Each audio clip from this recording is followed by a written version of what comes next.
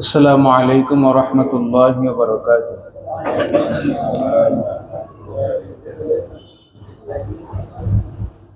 الحمد لله الحمد لله نحمده ونستعينه ونستغفره ونؤمن به ونتوكل عليه ونعوذ بالله من شرور أنفسنا ومن سيئات أعمالنا. من يهده الله فلا مضل له ومن يضلله فلا هادي له. ونشهد أن لا إله إلا الله وحده لا شريك له. ونشهد أن سيدنا وسندنا وحبيبنا وحبيب ربنا وطبيبنا وطبيب قلوبنا ومطلوبنا ومحبوبنا ومعشوقنا ومن جانا ومأوانا ومولانا محمدا عبده ورسوله الذي بعثه الله بالحق بشيرا ونذيرا وداعيا إلى الله بإذنه وسراجا منيرا. أما بعد فقد قال الله تبارك وتعالى في كلامه المجيد وفي فرقانه الحميد. أعوذ بالله من الشيطان الرجيم. بسم الله الرحمن الرحيم. ولو أنهم إذ ظلموا أنفسهم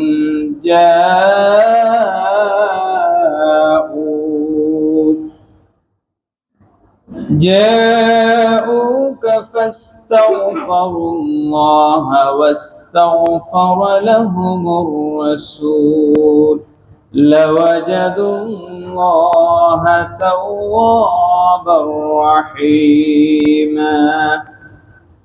وقل رب أدخلني مدخل صدق وأخرجني مخرج صدق واجعل لي من لدنك سلطانا نصيرا. إن الله وملائكته يصلون على النبي يا أيها الذين آمنوا صلوا عليه وسلموا تسليما. সকলে পড়ি আলহামদুলিল্লাহ। আরো যৌক শোক মহব্বতের সাথে বলি আলহামদুলিল্লাহ। দরুদ ও সালাম পেশ করছি প্যারা নবী হুজুর আকরাম নূরে মুজাসসাম সাইয়্যিদুনা হাবিবুনা নবিয়ুনা নূরুন আলা নূর হাবিব ও কিবরিয়া রহমাতুল লিল আলামিন নবী দো জাহাঁ রাসূল রব্বিল আলামিন রাসূলুল্লাহ সাল্লাল্লাহু আলাইহি ওয়াসাল্লামের নুরানি ইরফানি রওজায়ে আতহারে আমাদের দরুদ ও সালাম পড়ি সাল্লাল্লাহু আলাইহি ওয়াসাল্লাম। হাজিরিন, খুতবার প্রারম্ভে পবিত্র কালামে হাকিমের সূরা নিসা ৬৪ নম্বর আয়াতে কারিমা থেকে তেলাওয়াত করেছি এবং সূরা বনী ইসরাঈলের ৮০ নম্বর আয়াতে কারিমা থেকে তেলাওয়াত করেছি। এই আয়াতের আলোকে এই পৃথিবীতে বান্দার জন্য আল্লাহ রাব্বুল আলামিন খানায়ে কাবা ছাড়াও এমন একটি জায়গা, এমন একটি বরকতের জায়গা, দোয়া কবুলের জায়গা, গুনাহ মাফের জায়গা, রহমত, বরকত এবং আল্লাহর জমিনে বান্দার জন্য যত নেয়ামত আছে সব নেয়ামত গুলো আল্লাহ রাব্বুল আলামিন পৃথিবীর একটা জায়গায় জমায়েত করেছেন। সেই জায়গাটার নাম হলো মদিনাতুল মুনাওয়ারা। বলি সুবহানাল্লাহ। এবং এই আয়াতের আলোকে আমরা মদিনার ফজিলত, আজমত সম্পর্কে জানার চেষ্টা করব।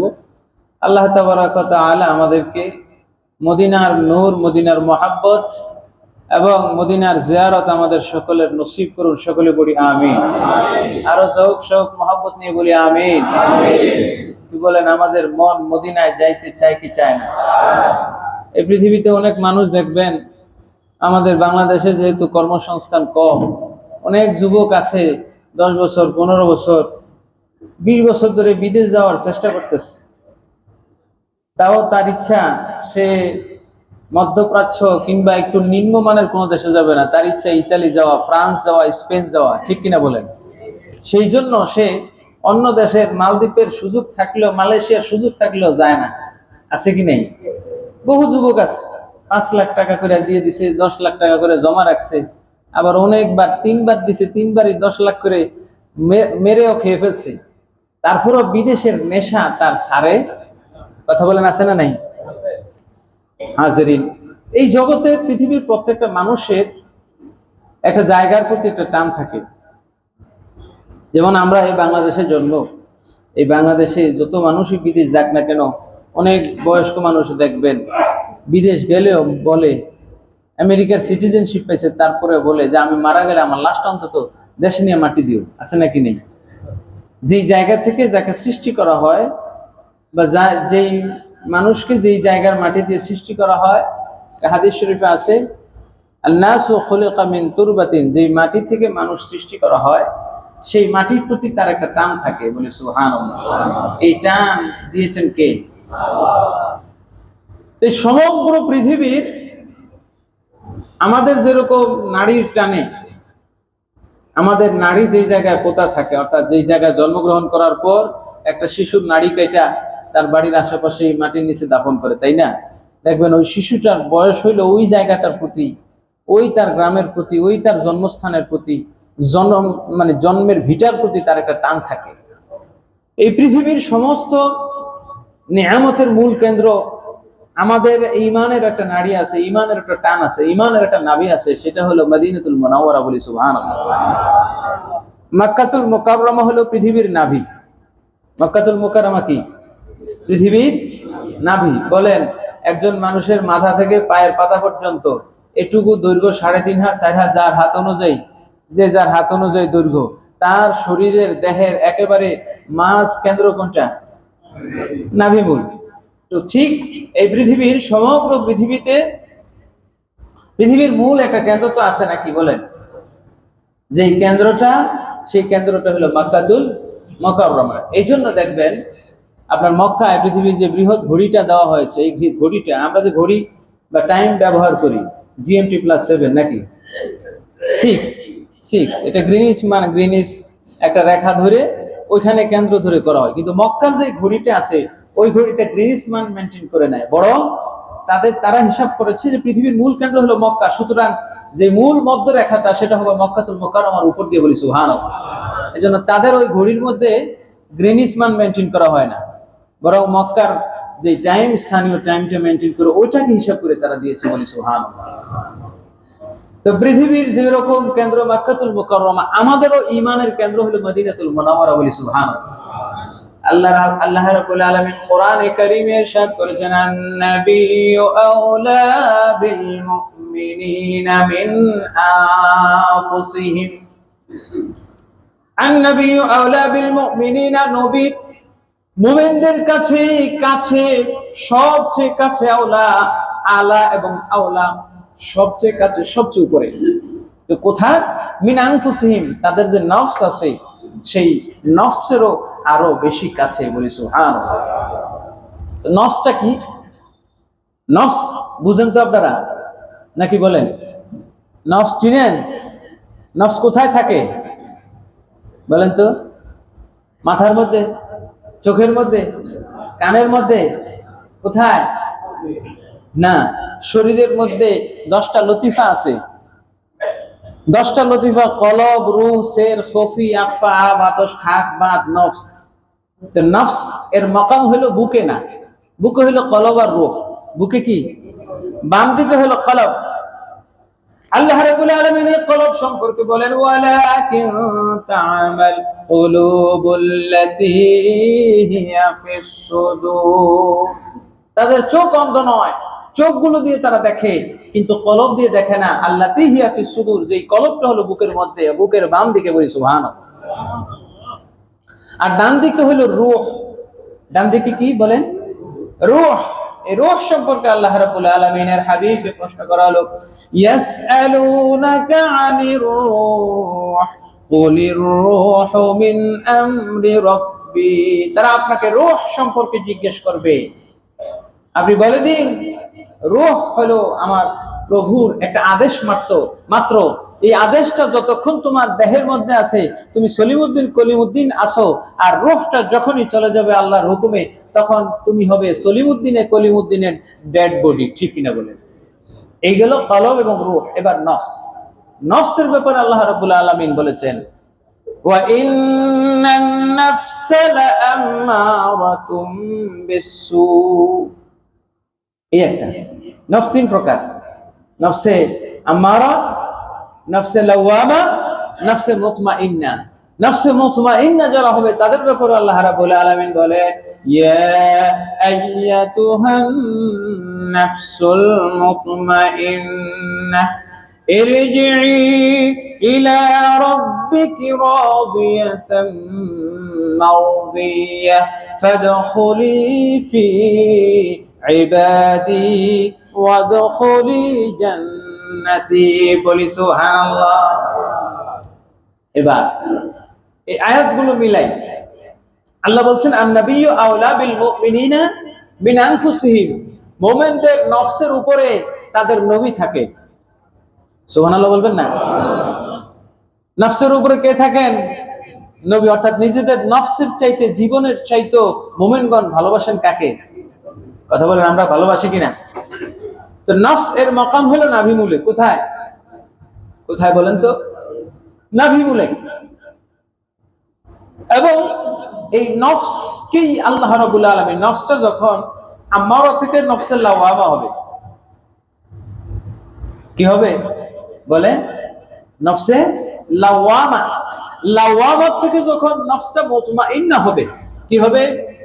নফসে মুতমাইন্না হওয়ার পর এই নফসটাকেই আল্লাহ রাব্বুল আলামিন ডাকছেন, ইরজিই ইলা রাব্বিকি রাদিয়াতাম মারদিয়া ইয়া আইয়াতুহান নাফসুল মুতমাইন্না ফাদখুলি ফি ইবাদি ওয়াদখুলি জান্নাতি। পড়ি সুবহানাল্লাহ।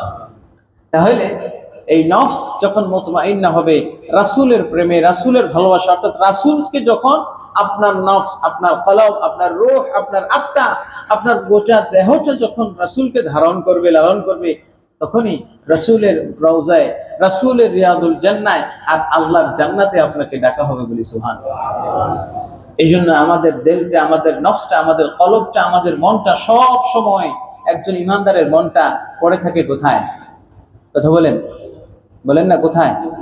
মদিনায়, নাকি আমেরিকায়, নাকি লন্ডন, নাকি ফ্রান্স, নাকি জাপান? উন্নত শহরে উন্নত জীবন যাপনের জন্য একজন ইমানদার তার সব বিক্রি করে হলেও চায় মদিনার মসজিদে নববীতে গিয়ে একটু রাসূলকে সালাম জানাতে। মন চায় কি চায় না? প্যারে হাজিরিন, সেই মদিনার ইতিহাস যদি বলতে হয়, আল্লাহর হাবিব সাল্লাল্লাহু তাআলা আলাইহি ওয়াসাল্লামের আগমনের 1000 বছর পূর্বে আমার আল্লাহ রাব্বুল আলামিন ওই জমিনটাকে সাজায় রেখেছেন। আল্লাহর হাবিব সাল্লাল্লাহু আলাইহি ওয়াসাল্লামের আগমনের 3500 বছর আগে হযরত নূহ আলাইহিস সালাতু ওয়াস সালামের বংশধর, তার বংশধর ইয়ারুব ইবনে কাহতান ইয়েমেনে বসবাস করত। ইয়েমেনের কোরআনের মধ্যে ইয়েমেনের সাবার কথা কোরআনের মধ্যে এসেছে, এবং ওই শহরটাকে আল্লাহ রাব্বুল আলামিন বালাদে তৈয়বা বলে ঘোষণা করেছেন। সুবহানাল্লাহ। বাংলাদেশের কথা কিন্তু কোরআনের মধ্যে নেই।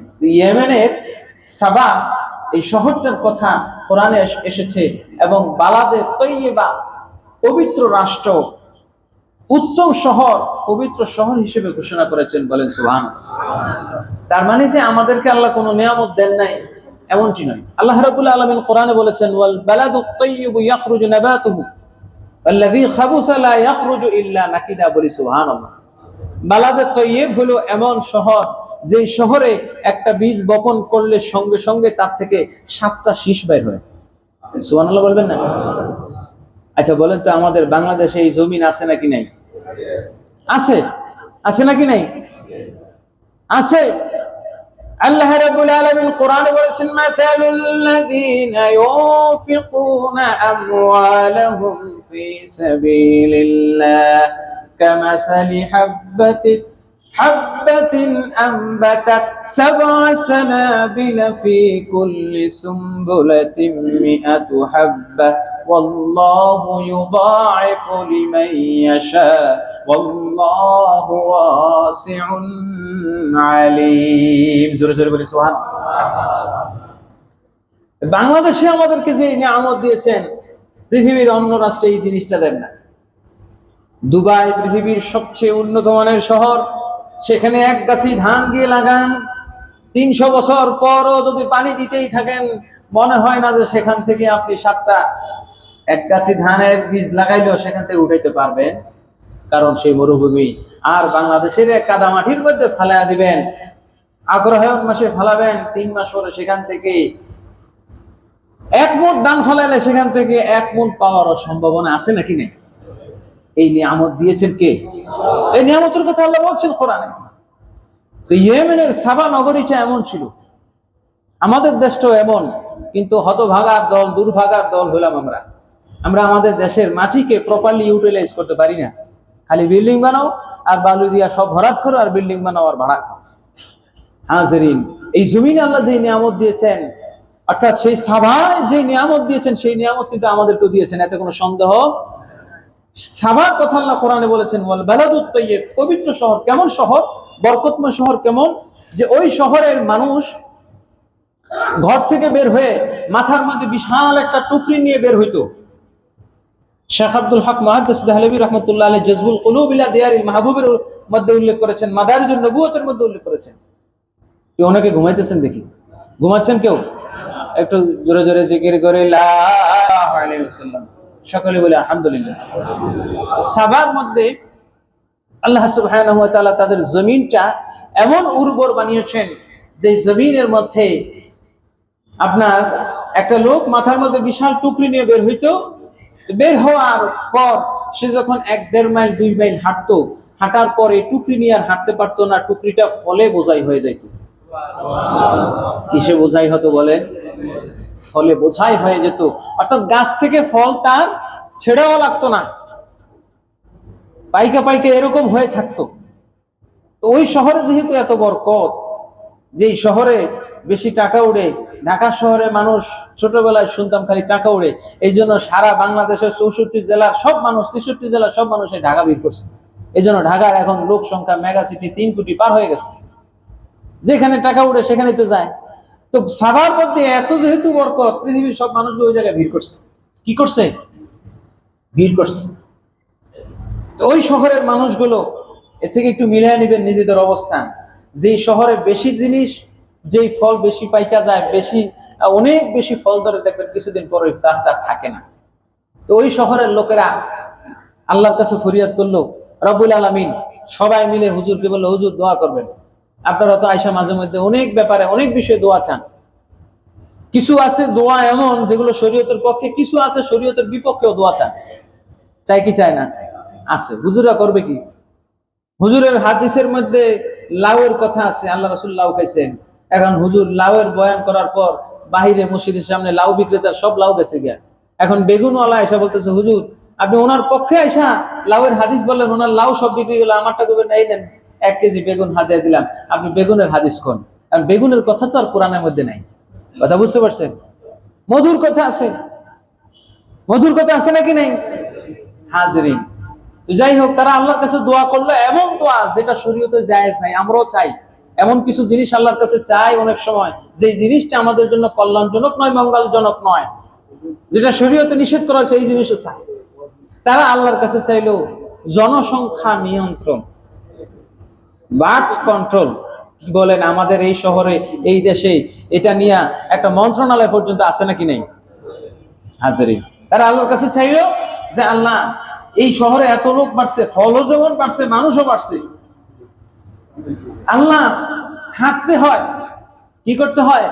হাঁটতে হয়, গাড়ি ঘোড়ায় চড়তে পারি না, বড় রাস্তা করতে পারি না, 300 ফিট রাস্তা করতে পারি না, মানুষ কমায়া দেন। আল্লাহ রাব্বুল আলামিন তাদের এই দোয়া কবুল করলেন, মানুষ কমায়া দিলেন। যেমন ভূমিকম্প আমাদের এই দেশে ঢাকা শহর, আমরা জ্যামে অনেকে বিরক্ত, যখন গুলিস্তানে জ্যামে পড়ে তখন বলে এত মানুষ হচ্ছে গিলা 2-4 কোটি মানুষ মরতে পারে না, অনেক সময় অনেকে বলে ফেলায়। সেই দোয়াটা কিন্তু অনেকের কবুল হইয়া যাইতেও পারে, এমন ভূমিকম্প আসতে পারে এখন সবাই মিলা কান্দাকাটি, 6 লক্ষ বিল্ডিং নাকি পড়ে যাবে। কি বলেন? এটা আপনাদেরই কথা, আমাদের কথা না। যাই হোক, তো অনেক সময় আমরা বলে ফেলি যে এই দোয়াটা, যে আকাঙ্ক্ষাটা করি, এটা আপনার আমার নিজের জন্য অমঙ্গলজনক হইতে পারে। তারা এই জিনিসটা চেয়ে বসলো। আল্লাহ রাব্বুল আলামিন বলেন, ঠিক আছে, তোমাদের যেই সুজলা সুফলা শস্য শ্যামলা যেই দেশ দিলাম, এই দেশ আর থাকবে না। তাদের দেশে একটা বাঁধ তৈরি করা হয়েছিল, সেই বাঁধটা তারা ভেঙে ফেললো। অর্থাৎ তারা ভাঙে নাই, এই বাঁধ আল্লাহ ভাঙছেন। তারা যে বাঁধ নির্মাণ করছে, এক একটা বাঁধের ব্লকটা হাদিস তারিখের কিতাবের মধ্যে আসছে, এক একটা পাথর 50 জন ব্যক্তিও টানতে পারতো না। অর্থাৎ নিজেদের জন্য যে জিনিসটা কল্যাণজনক, সেই জিনিসটি তারা আল্লাহর কাছে বললে আল্লাহ ফিরিয়ে নেন। আল্লাহ রাব্বুল আলামিন বললেন, ঠিক আছে, তোমাদের জনসংখ্যা কমায়া দেব, যে বিশাল বাঁধটা আছে এই বাঁধটা আমি ধ্বংস করে দেব। আমর ইবনে আমের এই লোক হঠাৎ একদিন সকালবেলা গিয়ে দেখে যে বিশাল বাঁধ তৈরি করা হলো, এই বিশাল বাঁধের মধ্যে দেখতেছে একটা ইঁদুর বের হয়েছে। কি বের হয়েছে? ইঁদুর বেরিয়েছে। আমর ইবনে আমের তাকে এবার বলল, বাড়ির মধ্যে এসে বলতেছে, ও আমার পরিবার, শোনো শোনো, অবস্থা কিন্তু ভালো না, ভূমিকম্পের আশঙ্কা করতেছি, বন্যার আশঙ্কা করতেছি। তোমাদেরকে একটা কথা বলি, আমার এই দেশের মধ্যে সহায় সম্পত্তি, ফ্যামিলি, পরিবার যা আছে সব বিক্রি করে আমি এমন একটা এই জায়গায় চলে যাব, যেই জায়গার মধ্যে শান্তি আর শান্তি, আখেরি জামানার পয়গম্বর যেই জায়গায় আসবেন, আমি সেই জায়গায় চলে যেতে চাই। বলি সুবহানাল্লাহ। পরিবারের সবাই বলে, ঠিক আছে, আপনি যা বলবেন তাই। যেহেতু ফ্যামিলির পুরুষ যা বলে তাই, আর আমাদের দেশে কিন্তু এই জিনিসটা নাই, মহিলা যা বলবে তাই, এখানে থাকতে হবে, এখানেই থাকতে হবে, মরি আর বাঁচি। পুরুষের কথা শুনে তিনি বললেন যে এখন যদি সব বিক্রি করার কথা বলি আর এই বন্যার কথা বলি, বাঁধ ভাঙার কথা বলি, তো কিন্তু সবাই বিক্রি করে, যেরকম এখন একটা সিচুয়েশন তৈরি হচ্ছে যে বাসা ভাড়া কমে যাবে, ফ্ল্যাটের দাম কমে যাবে, আর একটু যদি 2-4টা লাড়া দেয় তাহলে 1 কোটি টাকার ফ্ল্যাট 50,000 টাকায়, 50 লাখ টাকায় আসতে 3 দিন সময় লাগবে। কথা বলে হইতে পারে কিনা?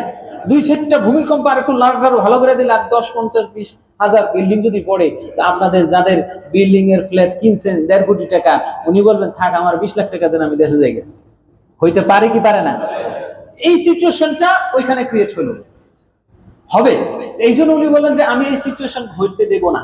সবাই বুঝার আগে উনি বললেন তার ছেলেকে, এক কাজ করবা, আমি যখন মজলিসে বসবো, দরবার মানুষের সামনে বসবো, তখন তুমি এক কথা 2 কথা তোমার সাথে তর্ক হইলে তুমি আমার গায়ের মধ্যে একটা থাপ্পড় দিয়ে দিবে। ছেলেরে বলছে, 1 কথা 2 কথা বাপ ছেলে মানুষকে দেখানোর জন্য ঝগড়া লাগছে, দিছে, হাতে শুরু হয়ে গেছে। সবাই মিলে বলল, ব্যাপারটা কি?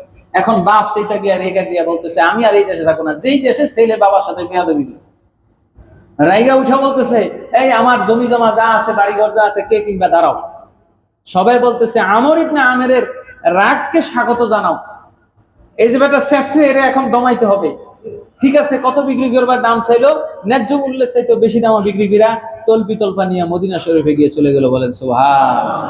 আর এই দিক দিয়া 40 দিনের মাথায় ওই ইঁদুর যে ব্লক করা কাটা শুরু করছে, 40 দিনে সব কাটা শেষ, বাঁধও শেষ, শহরও শেষ, জনগণও শেষ। তো এই আমর ইবনে আমেরের বংশধর হইল আওস ইবনে খাজরাজ। আওস এবং খাজরাজ, যে 2টা গোত্র আল্লাহ রাসূল সাল্লাল্লাহু আলাইহি ওয়াসাল্লামকে স্বাগত জানিয়েছিল। এই মদিনা শরীফটা আল্লাহ রাব্বুল আলামিন সেই 1000 বছর থেকে এইভাবে রক্ষা করছেন। শুধু কি তাই, মদিনাতুল মুনাওয়ারার ব্যাপারে আল্লাহর হাবিব সাল্লাল্লাহু আলাইহি ওয়াসাল্লাম অনেকগুলো কথা বলেছেন। মদিনার ব্যাপারে আল্লাহ নিজেও কোরআনের মধ্যে বলেছেন, ওয়াল্লাযীনা তাবাওয়াউদ দার ওয়াল ঈমান। মদিনা হইল ঈমানের ঘর। সুবহানাল্লাহ বলেন। এই পৃথিবীর সমস্ত শহরগুলো থেকে ঈমান চলে যাবে, কি চলে যাবে? কথা কন না, কঠিন। আল্লাহ রাসূল সাল্লাল্লাহু আলাইহি ওয়াসাল্লাম বলেছেন, বাদা আল ইসলামু গরিবা ওয়া সায়াউদু কামা বাদা। ও দুনিয়ার মানুষ, আমার উম্মত, শুনো শুনো, আমি যেই মদিনায় ইসলাম কায়েম করেছি, এই মদিনার ইসলাম পৃথিবীর শহরে যাবে, মানুষের দ্বারে দ্বারে যাবে, মানুষ দরজাগুলো বন্ধ করে রাখবে, মানুষের দরজাগুলো বন্ধ থাকবে, ইসলামকে কেউ জায়গা দিবে না, দিন ইসলামকে কেউ নিজের ঘরে রাখতে চাইবে না। এই সময় কিন্তু আমাদের সমাজে আছে নাকি নাই? এমন একটা সময় আসবে, মানুষ ঘরের মধ্যে কোরআন রাখতেও ভয় পাবে, বলবে যে কোরআন শরীফ রাখলে, অনুবাদ রাখলে বলবে এটা জঙ্গির কিতাব, বোম বানানোর কিতাব, বলবে কি বলবে না? হইতে পারে কি পারে না? এমন একটা সিচুয়েশন পূর্ব ছিল, ভবিষ্যতে হইতে পারে, আরো জঘন্যতর হইতে পারে। বুখারী শরীফের কিতাব আপনার ঘরে যদি রাখেন, বলবে বোম বানানোর কিতাব, কেমিক্যালের কিতাব রাখছে। আপনাকে এই অপরাধেও অনেক মানুষ কিন্তু এমন একটা সিচুয়েশন ছিল, ঘরের মধ্যে ইসলামী বই রাখতো না। এই এরকম সিচুয়েশন আমাদের সমাজে ছিল, আবার ভবিষ্যতে হইতে পারে, যে সম্ভাবনার কথা বললাম। আল্লাহ রাসূল নিজেই বলেছেন, বাদা আল ইসলামু গরিবান ওয়া সায়াউদু কামা বাদা। আমার ইসলাম মানুষের দ্বারে দ্বারে যাবে, কিন্তু কেউ ইসলামকে জায়গা দিবে না। আল্লাহ রাসূল বলেন, আল হাইয়াতু কামা তারজুল হাইয়াতু ইলা হুজরিহা। একটা সাপ এদিক সেদিক ঘুরতে ঘুরতে সাপটা যখন তার নিড়ের মধ্যে আস্তে আস্তে ঢুকে যায়, আল্লাহর হাবিব সাল্লাল্লাহু আলাইহি ওয়াসাল্লাম বলছেন, মদিনার ইসলাম পৃথিবীর শহরে যাবে, বন্দরে যাবে, প্রান্তরে যাবে, কেউ ইসলামকে আশ্রয় দিবে না, ইসলামকে গ্রহণ করবে না, ইসলামকে রাখতে চাইবে না। এখন তো তবুও রাষ্ট্রধর্ম ইসলাম আছে, এমন একটা সিচুয়েশন আমাদের সমাজে তৈরি হতে পারে, যখন রাষ্ট্রের আবার ইসলাম কিসের? ইসলাম উঠাও। এই সিচুয়েশন আল্লাহ রাসূল বলছেন আসবে, এবং আমাদের ঈমান আমল থাকবে না। এত মুসল্লি আপনারা, এই যে চারতলা মসজিদ, এমনও হইতে পারে সেই সিচুয়েশন রাসূলের হাদিস থেকে আমি বলছি, বলবে চারতলা মসজিদ মুসল্লি হয় না, তো উপরে 2 তলা হোটেল করো, অথবা নিচে 2 তলা মার্কেট করে 1 তলা মসজিদ রাখো। কি বলেন? এই শহরের মধ্যে রাস্তার জন্য, রাস্তা করার জন্য, কমিউনিটি সেন্টার করার জন্য, খেলার মাঠ করার জন্য মসজিদ ভাঙা হয়েছে কি হয় নাই? আমার কথা বলেন, হয়েছে কি হয় নাই? এই ঘটনা বাস্তব আছে কি নাই? তাহলে সেই সিচুয়েশন আমাদের সামনে হইতে পারে। রাসূল বলেছেন, বাদা আল ইসলাম গরিবান ওয়া সায়াউদু কামা বাদা। মদিনার ইসলাম, ইসলামের বাতি নিভু নিভু প্রায়, মদিনার দিক ফিরে মদিনায়, তাকে ধরতে জীবন গড়ি, দিনিয়া মাদ্রাসা কায়েম করি, দিন ইসলাম কায়েম করি। হাজিরিন, ইসলাম, আল্লাহ রাসূল সাল্লাল্লাহু আলাইহি ওয়াসাল্লাম মদিনার দিকে আবার ফিরে যাবে, এটা কার কথা? রাসূলের কথা। এবং আল্লাহ নিজেই বলেছেন, ওয়াল্লাযীনা তাবাওয়াউদ দার ওয়াল ঈমান। এই পৃথিবীর কোন শহরকে ঈমানের শহর বলেন নাই, মদিনাকে বলেছেন ঈমানের শহর। এমনকি পৃথিবীর প্রতিটি শহরে, বন্দরে, প্রান্তরে দাজ্জাল যাবে, আল্লাহ রাসূল বলছেন মদিনায় দাজ্জাল প্রবেশ করতে পারবে না। সুবহানাল্লাহ। মদিনায় মুনাফিক থাকতে পারবে না। এক বেদুইন এসে আল্লাহ রাসূল সাল্লাল্লাহু আলাইহি ওয়াসাল্লামের হাতে বায়াত গ্রহণ করলো। বায়াত গ্রহণ করলো যে, ইয়া রাসূলুল্লাহ, আমি আপনার শহর মদিনায় থাকবো, যতদিন আপনি বাইচা থাকবেন ততদিন মদিনায় থাকবো। আল্লাহ রাসূল তার বায়াত দিলেন। কিছুদিন পর তার আমসা শুরু হলো। সে চিন্তা করলো যে মদিনার খাবার খায় আমার পেটের অসুখ হয়েছে। আল্লাহ রাসূলের কাছে গিয়ে বলল, ইয়া রাসূলুল্লাহ, আমি আমার বায়াতকে ফিরিয়ে নিতে চাই, আমার পেটে অসুখ হয়েছে মদিনার খাবার খায়া, সুতরাং আমি মদিনা থেকে আমার গ্রামে চলে যেতে চাই। আল্লাহ রাসূল তার বায়াত ফিরিয়ে নিলেন। লোকটা চলে গেল। আল্লাহ রাসূল বললেন, শোনো শোনো শোনো, একজন স্বর্ণকার যেমন ভাবে আগুনে পোড়ায়া এই স্বর্ণের ভেতরে যত খাদ আছে এগুলোকে বের করে দেয়, মদিনা হলো সেই জিনিস যেখান থেকে মুনাফিক গুলোকে বের করে দেওয়া হয়। সুবহানাল্লাহ। শুধু কি তাই? মদিনার একটা পাহাড়ের নাম আছে ঈমানের পাহাড়। আল্লাহ রাসূল উহুদের যুদ্ধে রওনা করলেন, সঙ্গে 1000 মানুষ রওনা করলো। যুদ্ধে যাওয়ার সময় আল্লাহর হাবিব সাল্লাল্লাহু আলাইহি ওয়াসাল্লাম যখন ওই ঈমানের পাহাড়টার কাছাকাছি গেলেন, ওই পাহাড়ের কাছাকাছি যাওয়ার আগেই আরেকটা পাহাড় আছে, জাবালে ঈর বলা হয়। ওই পাহাড়ের কাছে যখন গেলেন, সেখান থেকে 1000 মানুষ থেকে 300 জন মানুষ চলে গেল, 300 জন মানুষ রয়ে গেল। আল্লাহ রাসূল ওই পাহাড়টাকে কোলে নিয়ে দাঁড়াইলেন। দাঁড়ানোর পরে বললেন, ও আমার সাহাবারা শোনো, জাবাল উহুদিন ইউহিব্বুনা ওয়া নুহিব্বুহু। উহুদ পাহাড় হলো ঈমানের পাহাড়, ঈমানদার পাহাড়, সে কোনো মুনাফিককে কবুল করে না। এইজন্য আমার সঙ্গে 1000 রওনা দিলেও 700 আছে, বাকি 300 মাস পথে রয়ে গেছে, কারণ কোন মুনাফিককে এই উহুদ পাহাড় গ্রহণ করে না। বলি সুবহানাল্লাহ। দুরূদ শরীফ পড়ুন সাল্লাল্লাহু। ভূমিকা হাজিরিন, তো মদিনার মাটি, মদিনার পাহাড়, মদিনার খাবার, এই সব কিছুর মধ্যে বরকত দিয়েছেন কে? এবং এই বরকতটা কার উসিলায়? নবীজির উসিলায়। আল্লাহর নবী মদিনার জন্য যতগুলো দোয়া করেছেন, পৃথিবীর অন্য কোন শহরের জন্য এতগুলো দোয়া করেন নাই। নবীজি সাল্লাল্লাহু আলাইহি ওয়াসাল্লাম আল্লাহর কাছে দোয়া করেছেন, আল্লাহুম্মা হাবিবা আলাইনাল মাদিনা কা হুব্বিনা মক্কা। আল্লাহ রাব্বুল আলামিন, মক্কা যেভাবে আমাদের কাছে প্রিয়, মক্কা যেভাবে আমাদের কাছে ভালোবাসার পাত্র, আল্লাহ গো মদিনাকেও আমাদের কাছে, আমাদের নিকটে মদিনাকেও এমন প্রিয় করে দেয়। সুতরাং মক্কাতুল মুকাররমার যেরকম সম্মান আমরা দেই, যেরকম ইজ্জত, যেরকম মর্যাদা দেই, ঠিক মদিনাতুল মুনাওয়ারার মর্যাদা এরকম মর্যাদা দিয়েছেন কে? তবে মক্কার কাবা ঘরের সাথে পৃথিবীর কোন ঘরের তুলনা নাই। এখানে আর একটা ব্যাপার, মক্কার কাবা ঘর নির্মাণ করছেন কে? ইব্রাহিম আলাইহিস সালাম। মক্কার কাবা ঘর নির্মাণ করেছেন ইব্রাহিম আলাইহিস সালাম। মদিনার মসজিদ নববী নির্মাণ করছেন কে? আল্লাহ রাসূল সাল্লাল্লাহু আলাইহি ওয়াসাল্লাম। আল্লাহ রাসূল সাল্লাল্লাহু আলাইহি ওয়াসাল্লাম।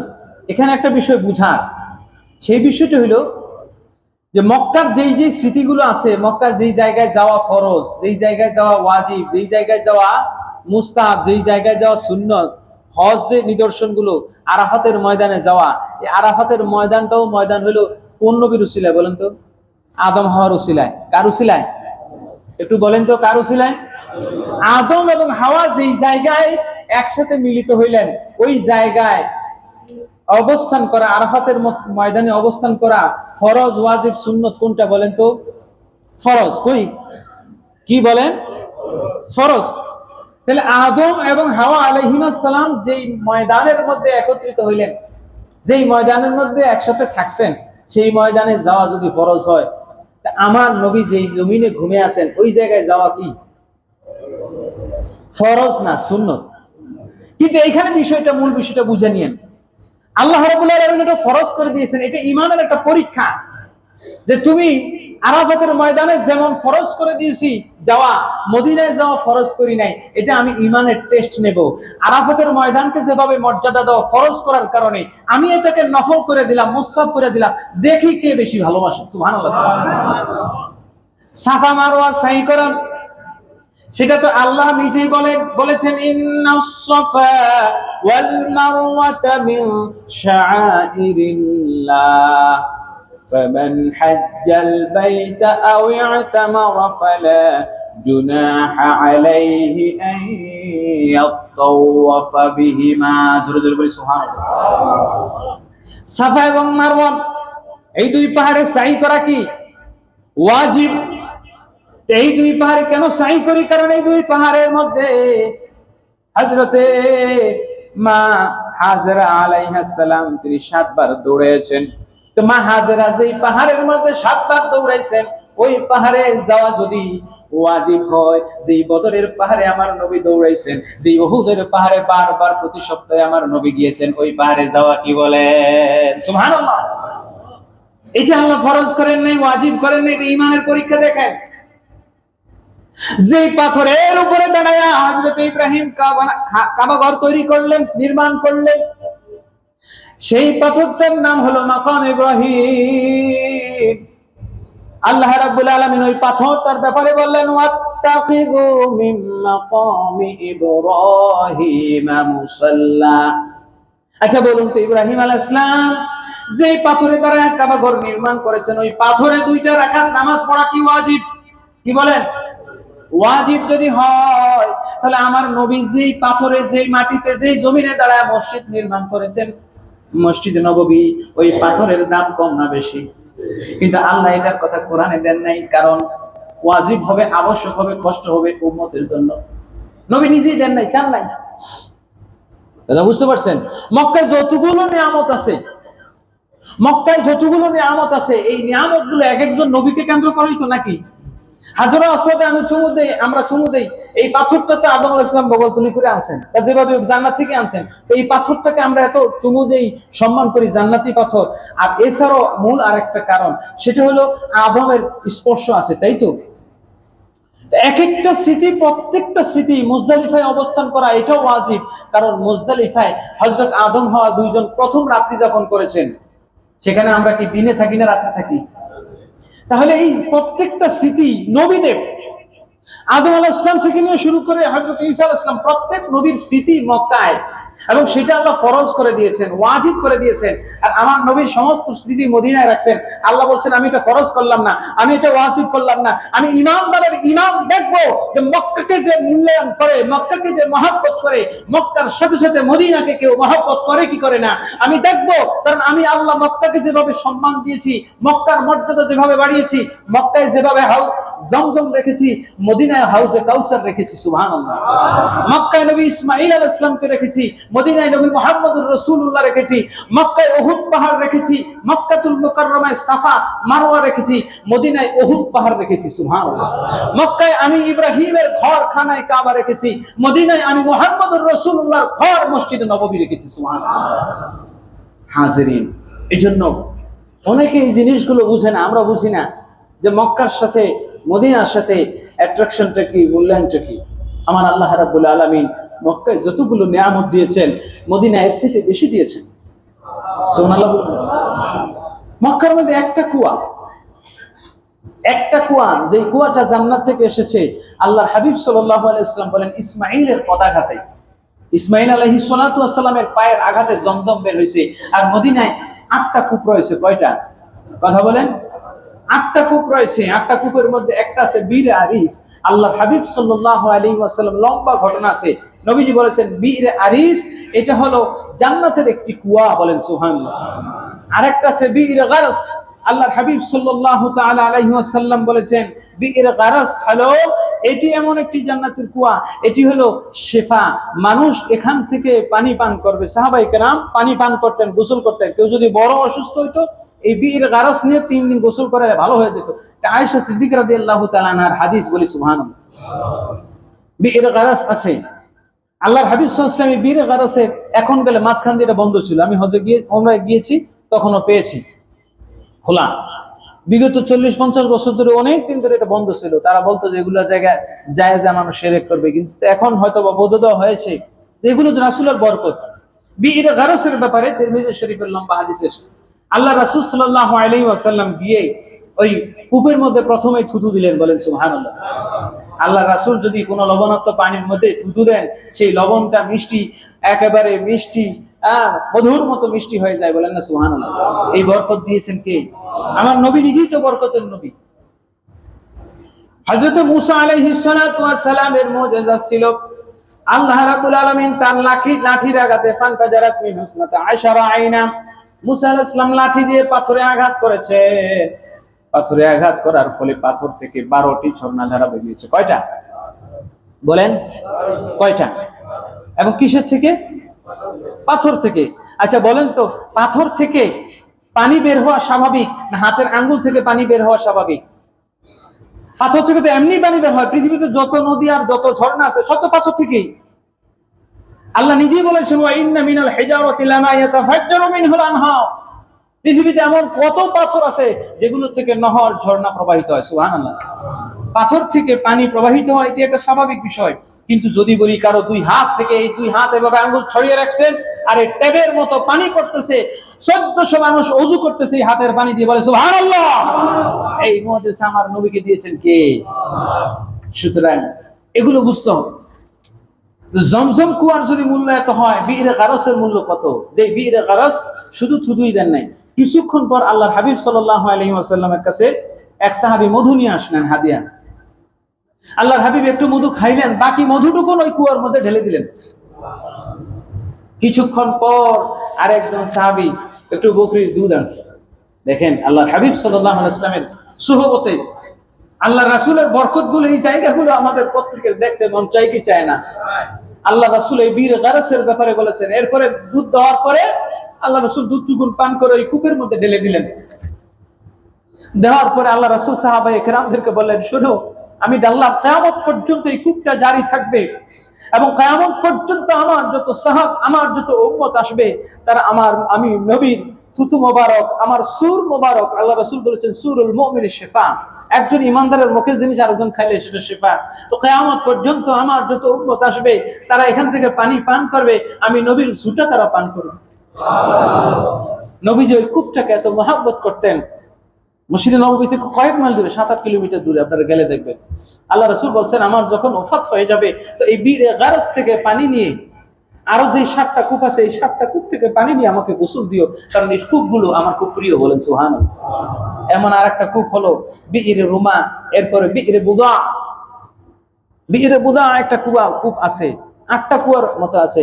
বীরে হা, বীরে বুদা সহ এরকম 8টা কুয়া। বীরে বুদার ব্যাপারে সাহাবায়ে কেরাম এসে বলতেছে, ইয়া রাসূলুল্লাহ, আপনি বীরে বুদা এটার পানি পান করেন, এটার পানি খান, আপনাকে আইনা দিয়ে আপনি গোসল করেন। আপনি কি জানেন এই পানি এই কুপার মধ্যে মহিলারা নিজেদের কাপড় চোপড়, হায়েজ নেফাসের কাপড় ফেলায়, গরু ছাগলের বিষ্ঠা, ভেগরা বকরি ওটের বিষ্ঠা ময়লা ফেলায়। আল্লাহ রাসূল সাল্লাল্লাহু আলাইহি ওয়াসাল্লাম বললেন, শোনো, ইন্নাল মাআ লা ইউনাজ্জিসু শাইউন ওয়া হিয়া তাহুর, নিশ্চয়ই বিইরে বুযার পানি এত পবিত্র, পৃথিবীর সব মানুষ মিলে যদি এটাকে ডাস্টবিনও বানায় তারপরে এই পানিকে অপবিত্র করতে পারবে না। সেই পানি আছে কোথায় বলেন? কোথায় আছে? মদিনায়। সুতরাং আমাদের মন মদিনায় যাইতে চাই কি চায় না? এই জিনিসগুলো আপনি পাবেন। সর্বশেষ আমি উমরার সফরে 2টা অভিজ্ঞতা। মদিনা হলো আপনার যা প্রয়োজন, পানি নাই পানির প্রয়োজন, খাবার নাই খাবারের প্রয়োজন, অসুস্থ হয়েছেন, আব্দুল হক মুহাদ্দিস দেহলভী রাহমাতুল্লাহ আলাইহি বলছেন যে মদিনার মাটি হলো খাকে শেফা। মদিনার মাটি কি? এজন্য মদিনা শরীফ থেকে কেউ যদি আপনাকে খেজুর এনে দেয়, এই খেজুরটা কখনো ধুয়ে খাবেন না, কারণ ওই মদিনার মাটির মধ্যে খাকে শেফা আছে। আল্লাহ রাসূল সাল্লাল্লাহু আলাইহি ওয়াসাল্লাম মদিনায় যখন যাইতেন, সাহাবায়ে কেরাম ধুলিবালি মুছতে চাইতেন, আল্লাহ রাসূল মদিনার ধুলিবালি মুছো না, কারণ মদিনার মাটির মধ্যে, ধুলিবালির মধ্যে শেফা আছে। আর জোরে বলেন না সুবহানাল্লাহ। আল্লাহ হাবিব সাল্লাল্লাহু আলাইহি ওয়াসাল্লামের ওই জায়গায় বরকতে ভরপুর। আমি এই সফরে বৃহস্পতিবার মক্কাতুল মুকাররমা থেকে মদিনাতুল মুনাওয়ারা গেলাম। জুমার আগে আমরা যারা কাফেলা ছিল সবাইকে নিয়ে মদিনার মসজিদ নববীর চারদিক দিয়া জিয়ারায় বের হলাম। আমরা হেরেম শরীফের ভিতরে জুমা পড়তে পারবো না, বাহিরেই পড়ে গেলাম। ইমাম বুখারীর মসজিদ, আবু বকর মসজিদ, এগুলো ঘুরে আসতে আসতে চিন্তা করলাম জুমার সময় হয়ে যাচ্ছে। আমরা কাফেলা 12 জন, সব ফ্যামিলির বাচ্চারা সহ। আমরা জায়নামাজ নিয়েও বের হই নাই, জায়নামাজ নিয়েও বের হই নাই। আল্লাহি, আল্লাহর কসম করে বলছি, এই নামাজের সময় জায়নামাজ তো লাগবে, কারণ হেরেমের ভিতরে জায়নামাজ বিছানো থাকে, বাইরে তো থাকে না। জায়নামাজ নিয়ে নামাজ পড়তে হবে। ওই জায়গার মধ্যে আমরা কথা বলতে বললে স্যার ভাবলাম যাই হোক, গায়ের চাদর চুদর যাটা আছে এগুলো বিছিয়ে নামাজ পড়বো। হঠাৎ করে আজান হবে, এর আগে দিই কোথা থেকে 2 জন মানুষ আসলো, এসে আমাদের 12 জনকে 12টা জায়নামাজ দিয়ে দিল। এটা হলো মদিনার বরকত। আমার এই সফরের মধ্যে সর্বশেষ বলে শেষ করছি, অর্থাৎ মদিনায় আপনি যাবেন, এটা যে এত বড় মুজিজা, ওই জায়গায় আল্লাহ রাসূলের মুজিজার জায়গা, এই বরকত বলে শেষ করা যাবে না। আমার সফরে আমার শ্বশুর ছিলেন, তো ব্যাগেজ লাগেজ গোছানোর সময় মহিলাদেরকে দিয়েছেন গোছাইতে। মহিলা মানুষ ওনার লুঙ্গিটা ওনার লাগেজের মধ্যে দেয় নাই, ভুলে 2টা লুঙ্গি রেখে আছে। এখন বলেন তো, বাঙালি মানুষ ওযু গোসল লুঙ্গি ছাড়া কি চলে? কথা বলেন। বিদেশের বাড়ি গেলে আমরা তো লুঙ্গি ছাড়া কিছু করতে পারি না। তো উনি 3 দিন চলে গেছে, 3 দিন চলে গেল লুঙ্গি ছাড়া, গোসলও করতে পারে না। 3 দিন চলে গেছে, এবং শাশুড়ি আছে, বুঝেনি তো মহিলাদের উপর কেমন রাগটা হয়, রাগে উনি গোসল পর্যন্ত করে না। 3 দিন পর্যন্ত গোসল করেন না। 3 দিন পরে মসজিদে বসে আছে নামাজ পড়ে, হঠাৎ করে কোত্থেকে একটা লোক আসলো, আইসা ওনাকে 2টা লুঙ্গি দিয়ে দিল। সুবহানাল্লাহ বলেন। মসজিদে নববীতে আমার বাচ্চাদেরকে অনেকে চকলেট বিস্কিট দেয়, এখনো আর বাসায় আছে, বাচ্চাদেরকে এগুলো দেয়, খেজুর টেজুর আপনার ওনাকে গিয়েছেন দেয়, কিন্তু একটা লুঙ্গি হাদিয়া, জায়নামাজটা দিল, এটা বুঝলাম, তসবিহও পেয়েছি হাদিয়া, কিন্তু 2টা লুঙ্গি যে একটা মানুষ একজনকে হাদিয়া দিবে, এটা কখন ওই জায়গায় কল্পনা করা যায়? এটা হলো মসজিদ নববীর বরকত, আল্লাহ রাসূলের রওজায় বরকত। সুতরাং সাহাবায়ে কেরাম রিদওয়ানুল্লাহি তাআলা আলাইহিম আজমাইন যে কোনো বিপদে পড়তেন, অসুস্থ হয়েছেন, রোগাক্রান্ত হয়েছেন, একজনের চোখ খুলে গেছে, চোখ আপনার বদরের যুদ্ধে চোখ খুলে গেছে, চোখটা নিয়ে আল্লাহ রাসূলের কাছে গেছে, নিয়ে রাসূলের চোখ খুলে গেছে। আল্লাহ রাসূল বললেন, চোখটা দাও, বালুটা মুইসা ফু দিয়ে চোখটা লাগিয়ে দিয়েছেন, চোখ ভালো হয়ে গেছে। বদরের যুদ্ধে যুদ্ধ করতে গেছে, কিচ্ছু নাই, নবীজি বলেন কিচ্ছু নাই, একটা লাঠি সোটা কিছু পাওনি, দেখো খেজুরের ডাল পাওনি, খেজুরের ডালটা এনে দিছে। আল্লাহ রাসূল নাড়া দিয়ে বলেন, এ হলো তরবারি। তার হাতে দিতে দিতে খেজুরের ডালটা তরবারি হয়ে গেছে। এই জিনিসগুলো আপনি বাস্তবে দেখবেন সেখানে। এবং সর্বশেষ যে জিনিসটা এই উমরার সফরে আমি দেখেছি সেটা হলো বদরের যুদ্ধে, বদরের প্রান্তরে এর আগে গিয়েছি, বদরের প্রান্তরে মক্কায় যত পাহাড়, আপনার অনেকে সৌদি আরব ছিলেন, বালুর পাহাড় এরকম নাই, সবই তো পাথরের। কিন্তু বদরের যুদ্ধে জাবালে মালাইকা নামক একটা পাহাড় আছে, আল্লাহ রাব্বুল আলামিন মক্কার সমস্ত পাহাড়গুলো পাথরের পাহাড় করে দিলেন। উহুদ পাহাড়, মদিনার পাহাড় সব পাথরের পাহাড়, কিন্তু জাবালে মালাইকা যে পাহাড়টা, এই পাহাড়টা সম্পূর্ণ বালুর পাহাড়। কেন? কারণ এই পাহাড়েই হযরত জিবরাইল আলাইহিস সালাতু ওয়াস সালাম অবতরণ করেছেন 3000 মতান্তরে 5000 সৈন্য নিয়ে, অর্থাৎ ফেরেশতা নিয়ে বদরের যুদ্ধ মুসলমানদেরকে সহযোগিতা করার জন্য। বলেন সুবহানাল্লাহ। ফেরেশতারা অবতরণ করার কারণে হোক কিংবা আগ থেকেই হোক, আল্লাহ রাব্বুল আলামিন আশেপাশে সমস্ত পাহাড়গুলো পাথরের, কিন্তু এই একটা পাহাড় বালুর পাহাড়। সুবহানাল্লাহ বলেন। যে পাহাড়ে জিবরিল আমিন নামছেন। সুবহানাল্লাহ বলবেন না? এই সমস্ত নিদর্শনগুলো আল্লাহ রাব্বুল আলামিন ওই জায়গায় রেখেছেন। আল্লাহ সুবহানাহু ওয়া তাআলা আমাদের সবাইকে জীবনে একটাবার হলেও রাসূলের কদমে হাজিরি দেওয়ার তৌফিক দান করুন। বলুন আমিন। ওয়া আখিরু দাওয়ানা আনিল হামদুলিল্লাহি রাব্বিল আলামিন।